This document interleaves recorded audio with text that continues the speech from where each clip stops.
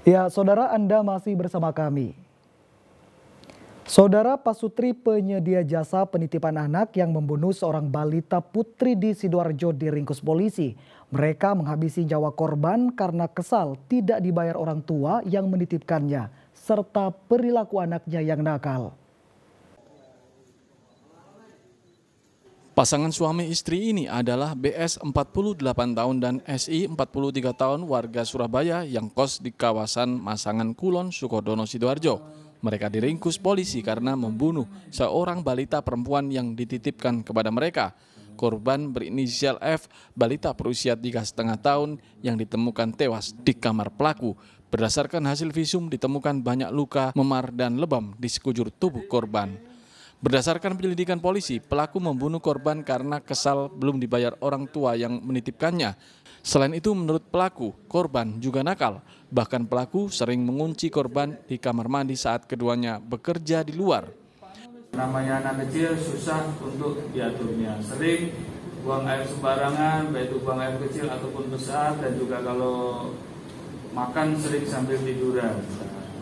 Ini juga setiap kali daripada korban tidak mentaati aturan ataupun ini kesal, para pelaku kesal, ini mulai dianiaya.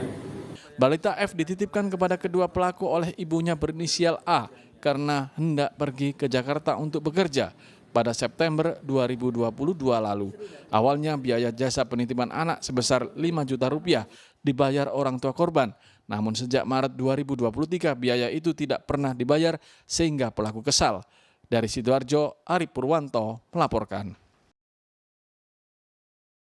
Saudara, keberadaan motor protolan dan knalpot bising makin meresahkan masyarakat. Polisi di Ponorogo menggelar razia dan menyita puluhan sepeda motor tidak sesuai standar. Sedangkan di Mojokerto, saudara, seratusan sepeda motor dirazia petugas. Demi menghindari razia, pemotor nekat putar arah hingga nyaris bertabrakan dan ada yang terjatuh. Mengetahui polisi berpakaian preman datang, dua pemuda ini berusaha kabur hingga motornya terguling dan tidak berkutik saat polisi meminta surat-surat kendaraan. Karena tak bisa menunjukkan surat kendaraan, apalagi motornya tidak sesuai standar, petugas membawa motor dan kedua pemuda ke Mapolres Ponorogo. Pada razia yang digelar Minggu dini hari ini, polisi menahan 25 motor yang dimodifikasi untuk balap liar dari sejumlah lokasi. Di antaranya di Jalan Cokro Aminoto, Kelurahan Bangunsari, dan alun-alun Kota Ponorogo.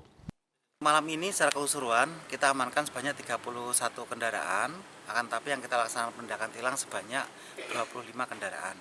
Untuk yang 6 kita laksanakan himbauan karena memang mereka tidak ada pelanggaran dan juga untuk kendaraan lengkap, akan tapi mereka ikut penggembira pada saat kita amankan kendaraan-kendaraan yang memang tidak suspek ataupun juga kendaraan yang kita sinyalir akan melaksanakan kegiatan balap liar. Ulah tak terpuji pengendara motor juga terjadi saat polisi menggelar razia di Simpang 4 PMI Kota Mojokerto. Mereka nekat putar balik hingga nyaris bertabrakan dengan pengendara lain. Bahkan seorang remaja yang berusaha kabur karena tak memakai helm terjatuh akibat ditarik petugas yang mengejarnya. Sebanyak 109 motor ditahan petugas. Razia digelar untuk mengantisipasi balap liar dan pemotor ugal-ugalan dengan suara knalpot bising.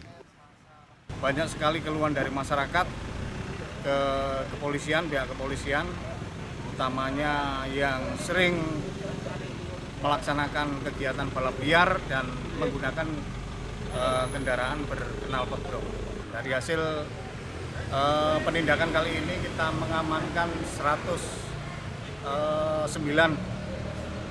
penindakan tilang yang kita laksanakan pada malam hari ini. Tak hanya diberi sanksi tilang, motor yang tidak standar ini juga ditahan. Motor bisa diambil dengan syarat kendaraan dikembalikan sesuai spesifikasi pabrik dan didampingi orang tua. Dirgo Siono dan Dia Eko Purwoto melaporkan dari Ponorogo dan Mojokerto. Ya, kita ke informasi seputar haji, saudara. Datangnya musim haji membawa berkah tersendiri bagi penyedia jasa reparasi tas di Asrama Haji Sukolilo, Surabaya. Berbagai layanan diberikan mulai perbaikan atau penggantian tali tas, bahkan penambahan kantong untuk air mineral. Hasilnya mereka bisa meraup keuntungan hingga jutaan rupiah.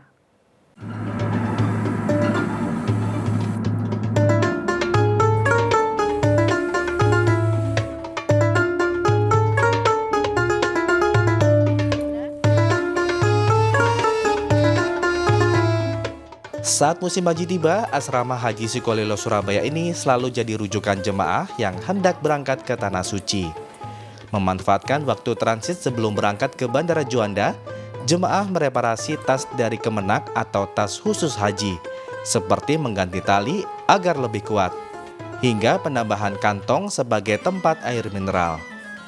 Biaya mereparasi tas cukup terjangkau, yakni Rp70.000. Ini sudah termasuk penggantian tali, penambahan tali pinggang, dan 2 tempat kantong air mineral. Sementara jika jemaah haji hanya menambah kantong air mineral, cukup membayar Rp15.000.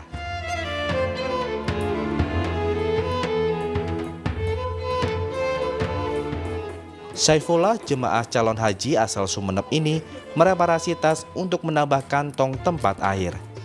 Pasalnya di Mekah atau Madinah, cuacanya yang panas menjadi alasannya untuk antisipasi persediaan air minum.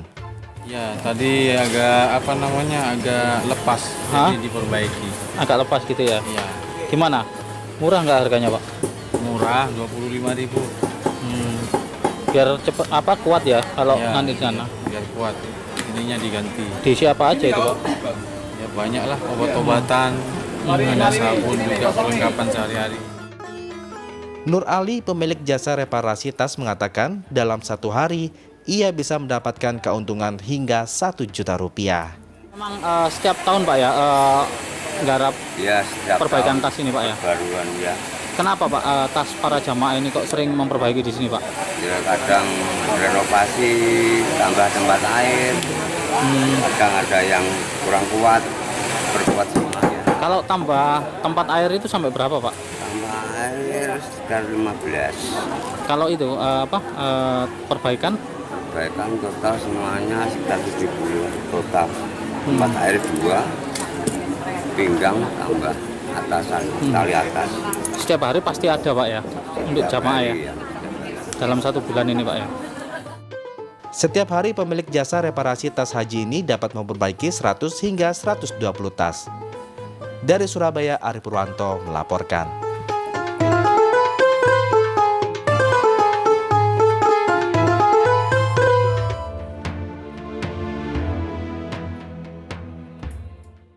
Saudara, penyedia hewan kurban mulai kebanjiran pesanan seiring meredanya kasus penyakit mulut dan kuku PMK pada hewan ternak. Salah satunya peternak di Kecamatan Diwek, Jombang yang mengalami lonjakan penjualan hingga ratusan ekor sapi untuk dikirim ke luar kota. Salah satu peternak yang menjadi penyedia hewan kurban ini adalah Hoyrul Amin, warga desa Kedaton, Kecamatan Diwek, Kabupaten Jombang. Menjelang Idul Adha, pesanan melonjak drastis hingga ratusan ekor. Kondisi ini berbeda dengan tahun sebelumnya saat wabah PMK menyerang. Saat itu, Hoyrul hanya menjual sapi kurban tidak lebih dari 10 ekor dan hanya melayani wilayah Jombang. Sapi-sapi untuk kurban ini sebagian sudah disiapkan sejak 6 bulan lalu. Tidak hanya sapi Jawa, di sini ada pula ras Madura hingga jenis limosin hingga Simmental Cross. Harganya bervariasi, mulai dari Rp17 juta untuk sapi lokal hingga Rp50 juta untuk jenis super. Ya, alhamdulillah ada yang sudah laku. Tapi ya ini berhubung sudah ada sepi dari PMK, jadi ya kompetitor kita lebih banyak. Untuk hari ini ada 47 ekor. Tapi insya Allah hari hanya ada 144 kapasitas kandang. Ini untuk lokal. Paling banyak diminati jenis apa biasanya, Pak? Kalau untuk lokal Jombang, limusin. Ada sebagian ras Madura, tapi kebanyakan akhir-akhir ini senangnya Madrasin. Jadi induk Madura, setelahnya bapaknya limusin. Saat ini sudah ada 140 ekor sapi jenis Jawa dan ras Madura yang akan dikirim ke Bandung. Sementara untuk jenis super sudah puluhan ekor terjual dan tinggal dikirim ke berbagai kota di Pulau Jawa. Dwi Mujarso melaporkan dari Jombang. Saudara, meski Hari Raya Idul Adha masih beberapa pekan, warga kini mulai berburu hewan kurban di sejumlah pasar hewan di Kabupaten Pasuruan. Pasalnya, selain harganya lebih murah dibanding mendekati Hari Raya, warga bisa lebih leluasa memilih hewan kurban sesuai yang diharapkan. Ratusan ekor kambing dan domba mulai dijajakan para pedagang di Pasar Hewan Wonorejo, Kabupaten Pasuruan Minggu pagi. Tak cuma dari daerah setempat, para pedagang ini juga berasal dari Probolinggo, Lumajang, dan Malang. Meski Hari Raya Idul Adha masih beberapa pekan lagi, tapi pembeli sudah mulai berburu hewan kurban. Menurut para pedagang, pembeli biasanya datang untuk mencari hewan kurban karena harganya masih relatif lebih murah. Arifin, pedagang hewan kurban, mengatakan saat ini harga seekor domba yang tingginya kurang dari 1 meter dijual 4 juta rupiah. Sedangkan yang tingginya lebih dari 1 meter dijual seharga 5 juta rupiah. Sementara harga kambing lokal dijual dari harga 2 juta hingga 3 juta rupiah sesuai tinggi dan beratnya. Kalau sudah mendekati itu nanti gimana harganya, Pak? Kalau mendekati bisa naik 1 juta. Oh, bisa naik harga sekarang. Jadi para pembeli banyak yang beli hari ini menjelang jauh-jauh gini, Pak ya? Ya, banyak yang beli hari ini, terutama orang yang mau bedak. Kalau yang itu tidak kebanyakan pas hari. Oh, pas hari. Soalnya takut mati atau sakit dan itulah. Namanya orang kan sama. Ini menjelang gini nih sudah banyak permintaan sama. Permintaan sekarang alhamdulillah mendingan. Daripada tahun kemarin ya? Iya. Sementara itu Robert, seorang pembeli, mengatakan ia sengaja membeli hewan kurban jauh hari sebelum Idul Adha karena harganya masih relatif murah dan sudah termasuk biaya perawatan serta ongkos kirim. Selain itu, stok hewan kurban masih banyak sehingga bisa leluasa memilih.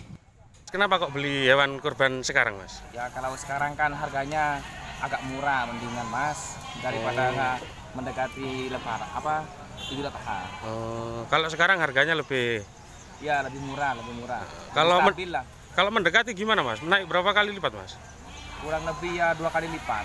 Oh, kalau dari harga misalnya 4 juta, kalau besok ya nyampe 5,5, Mas. Pedagang akan memberi tanda pada hewan kurban yang dibeli. Kebiasaan di Pasar Hewan Wonorejo ini, pembeli tidak langsung membawa pulang hewan kurbannya, akan tetapi dititipkan ke pedagang untuk dirawat hingga waktu penyembelian tiba. Dan di Adi Gafur melaporkan dari Pasuruan. Serunya berwisata alam sembari memetik stroberi langsung dari pohonnya. Informasi selengkapnya saudara akan kami hadirkan untuk Anda sesaat lagi.